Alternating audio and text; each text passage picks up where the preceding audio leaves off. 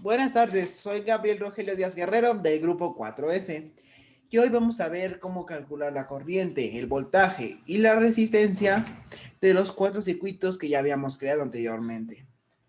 Primero empezaremos con el circuito individual, el cual su característica es que la corriente y el voltaje son únicos. Ahora, para poder saber estas tres cosas necesarias, necesitamos un multímetro, el cual se encuentra en la parte inferior derecha del menú. Lo colocamos y ahora en el polo negativo del multímetro lo colocamos en el polo negativo superior de nuestro protoboard. Y el polo positivo del multímetro lo tendremos que colocar en el polo positivo del protoboard, pero va a ser en la parte inferior. Ahora podemos echar a andar. Podemos ver que nos marca el multímetro que mi circuito tiene un voltaje de 8.98 voltios. El voltaje es el potencial eléctrico entre dos puntos. Ahora, también me marca su corriente, que es el flujo de carga eléctrica que recorre uno o más elementos, que en este caso mi corriente es de 6 amperes. Y mi resistencia, que es la oposición al flujo de corriente eléctrica a través de un conductor, es de 500 ohms, debido a que así la programamos estas resistencias.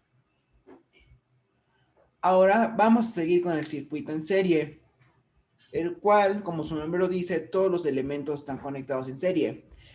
Por ejemplo, si falla un LED, por ejemplo este LED verde, todo el circuito va a fallar y no va a prender unos LEDs, así como las series de Navidad.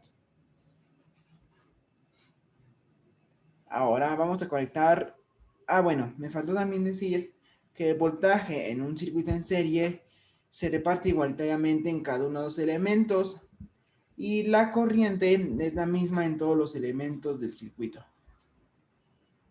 Ahora vamos a colocar mi multímetro. Igual, como ya sabemos, el polo negativo del multímetro lo colocamos en el polo negativo superior del protoboard y el polo positivo del multímetro lo colocamos en el polo positivo inferior del protoboard y lo podemos echar a andar. Como podemos ver, me marca que mi voltaje en este circuito en serie es de 9 voltios. Su corriente es de 6 amperes y la resistencia será de 500 ohms, debido a las resistencias que ya fueron programadas. Luego, seguimos con nuestro circuito en paralelo. En el circuito en paralelo, todos los elementos del circuito son independientes. Es decir, que si fallara, por ejemplo, el LED rojo se fundiera, aún así el LED verde y el amarillo pueden seguir funcionando. Una de las dos características del circuito en paralelo es que el voltaje es el mismo en todos los elementos y la corriente no es igual en los elementos. Ahora podemos tomar nuestro multímetro, lo colocamos y lo unimos sus polos, el polo negativo con el polo negativo del protoboard en la parte superior y el polo positivo del multímetro lo colocamos en el polo positivo inferior del protoboard y lo podemos echar a andar. Podemos ver que el voltaje me dice que tiene un valor de 8.94 voltios y la corriente tiene un valor de 6 amperes y nuestra resistencia es de 500 ohms.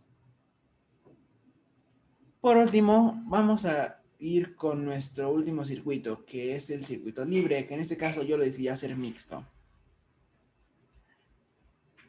Este reúne las características de un circuito en serie y uno en paralelo. Ahora le colocaremos nuestro multímetro.